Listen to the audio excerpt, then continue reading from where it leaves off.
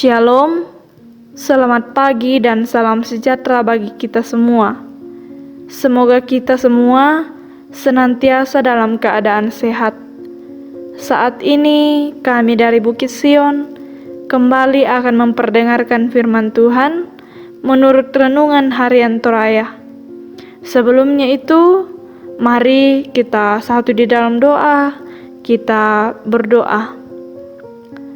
Bapa kami dalam kerajaan sorga, Tuhan yang baik dan bertahta dalam kehidupan kami. Syukur kami naikkan di pagi yang indah ini atas segala berkat yang senantiasa Engkau anugerahkan kepada kami.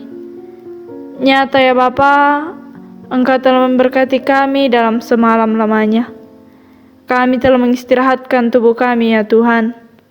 Sekarang kami akan mulai aktivitas kami, namun sebelumnya itu kami akan mendengarkan firman-Mu.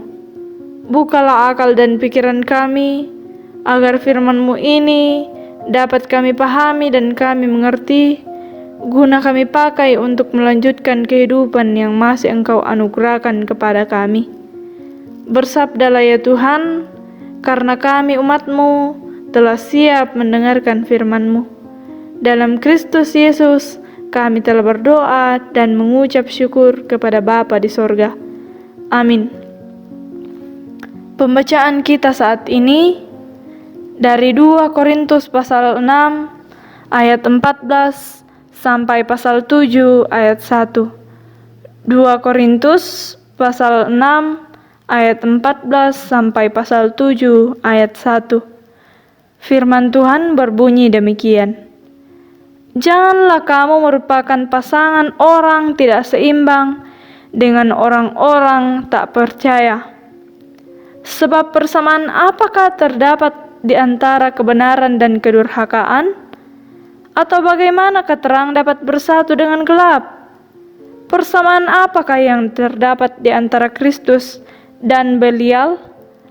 Apakah bagian bersama orang-orang percaya dengan orang-orang tak percaya? Apakah hubungan bait Allah dengan berhala? Karena kita adalah bait Allah yang hidup menurut firman Allah ini. Aku akan diam bersama-sama dengan mereka dan hidup di tengah-tengah mereka, dan aku akan menjadi Allah mereka, dan mereka akan menjadi umatku. Sebab itu, keluarlah kamu dari antara mereka, dan pisahkanlah dirimu dari mereka. Firman Tuhan, janganlah menjamah apa yang najis, maka aku akan menerima kamu, dan aku akan menjadi bapamu, dan kamu akan menjadi anak-anakku laki-laki dan anak-anakku perempuan. Demikianlah firman Tuhan yang Maha Kuasa. Saudara-saudaraku yang kekasih, karena kita sekarang memiliki janji-janji itu, marilah kita menyucikan diri kita dari semua pencemaran jasmani dan rohani, dan dengan demikian menyempurnakan kekudusan kita di dalam takut akan Allah. Amin. Firman Tuhan yang telah kita dengarkan pada saat ini telah disimpulkan dalam satu tema, yaitu hidup kudus, atau dalam bahasa Toraja dikatakan tuo masero. Hidup kudus atau tuo masero. Orang tua dan saudara yang sama-sama dikasihi dalam Kristus Yesus, dalam kehidupan sehari-hari kadang kita menyesali apa yang sudah kita peringatkan kepada orang lain, apakah itu kepada anak, kepada saudara, atau siapapun, jika hal itu tidak diindahkan atau bahkan dilupakan. Terkadang kita merasa jengkel apabila apa yang kita jadikan peringatan tidak pernah didengarkan, atau bahkan kadang kita ingin membiarkan orang tersebut jika mereka tidak pernah mendengarkan kita. Pembacaan kita saat ini juga menceritakan tentang Rasul Paulus yang menasihati jemaat di Korintus bahwa mereka telah menerima pengajaran dan juga peringatan. Meskipun Rasul Paulus sedikit keras memperingatkan mereka bahwa mereka ini telah menerima kasih dan berkat dari Tuhan, namun mereka tidak menganggap hal itu. Bahkan mereka tidak pernah bersyukur akan hal itu.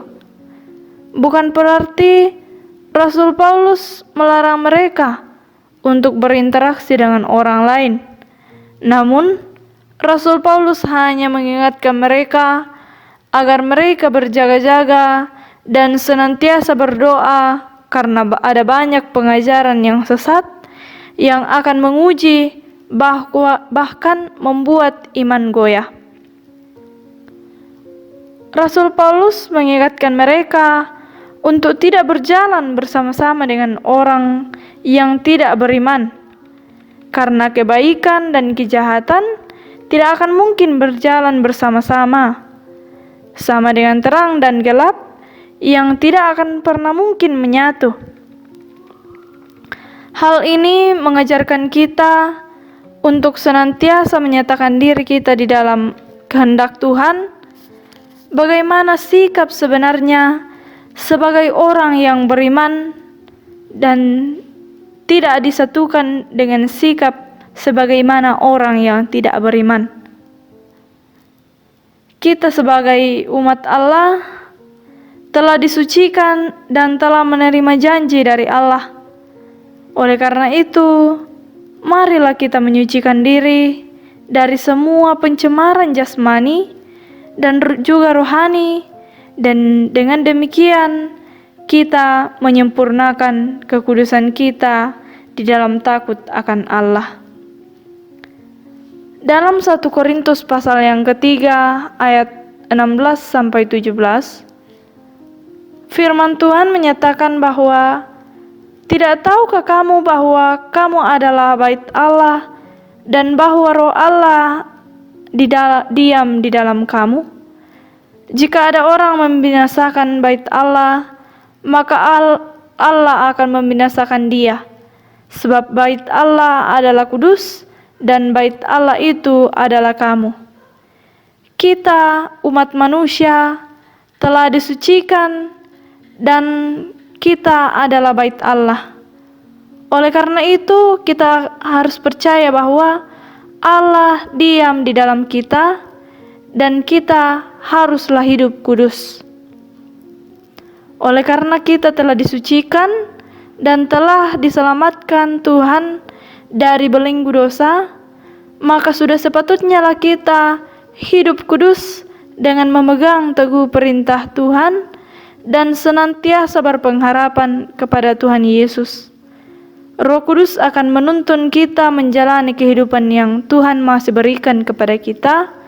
Amin firman Tuhan. Mari kita berdoa. Bapa kami dalam kerajaan sorga, terima kasih atas segala berkat yang senantiasa mengalir dalam setiap langkah kehidupan kami. Terima kasih atas firman yang telah kami dengarkan. Ajarkanlah kami untuk senantiasa menjadi pribadi yang hidup kudus dan takut serta berpengharapan hanya kepadamu saja ya Tuhan. Kami umat-Mu saat ini datang mendoakan segenap jemaat-Mu yang bersyukur atas anugerah pertambahan usia pada hari ini. Kami yakin dan percaya bahwa semuanya itu hanyalah berasal padamu saja.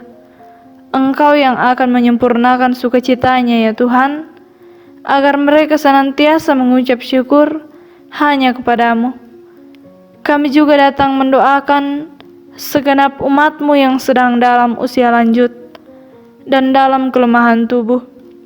Kuatkanlah mereka ya Tuhan, sembuhkanlah yang sakit dan hiburkanlah mereka.